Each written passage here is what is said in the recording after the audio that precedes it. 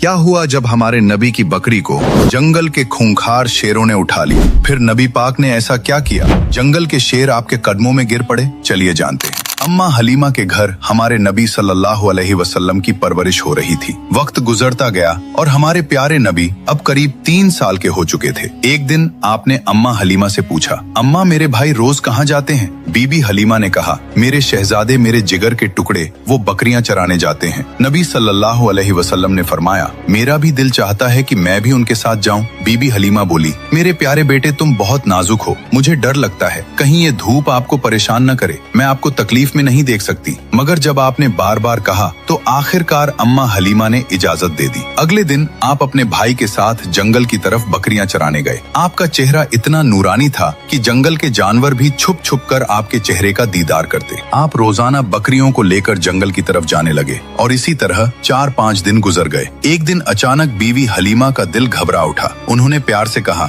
मेरे लाडले, आज के बाद तुम बकरियां चराने नहीं जाओगे, मेरा दिल गवाही नहीं देता। उसी पल उनका एक बेटा दौड़ता हुआ आया और रोते रोते बोला, अम्मा हमारी एक बकरी को जंगल का बड़ा शेर उठा ले गया। ये सुनते ही बीबी हलीमा की आंखें भर आईं। तो नन्हे मोहम्मद सल्लल्लाहु अलैहि वसल्लम ने कहा, अम्मा आप रोइए मत, मैं अभी जाता हूँ और बकरी वापस ले आता हूँ। बीबी हलीमा घबरा कर बोली, बेटा तुम अभी छोटे हो, वो शेर बहुत डरावना है, अब तक बकरी को खा चुका होगा। लेकिन आपने पूरे यकीन के साथ कहा, जब मोहम्मद उससे मांगेगा तो वो इनकार नहीं करेगा। इसके बाद आप अम्मा हलीमा को साथ लेकर जंगल की तरफ चले। जंगल के बीच खड़े होकर आपने आवाज दी, ए जंगल के शेर, मेरी अम्मा की बकरी लौटा दो। कुछ ही लम्हों में झाड़ियों से 2-3 ताकतवर शेर निकले बकरी को साथ लिए हुए और आकर हुजूर सल्लल्लाहु अलैहि वसल्लम के कदमों में बैठ गए। आपने फरमाया, क्या तुम्हें मालूम नहीं कि यह मेरी अम्मा की बकरी है? फिर तुमने इसे क्यों उठाया? शेरों ने अदब से जवाब दिया, ए अल्लाह के महबूब, जब आप यहाँ आते थे हम छुप कर आपके चेहरे की रोशनी देखते थे। ऐसा हुस्न हमने कभी न देखा। जब 3 दिन तक आपका दीदार न हुआ तो हम बेचैन हो गए, तो हमने बकरी को बहाना बनाया। नबी सल्लल्लाहु अलैहि वसल्लम ने शेरों को प्यार भरी निगाह से देखा, बकरी ली और अम्मा के साथ घर लौट आए। ये है मेरे नबी की शान, जहाँ इंसान तो छोड़ो जानवर भी आपसे मोहब्बत करते हैं।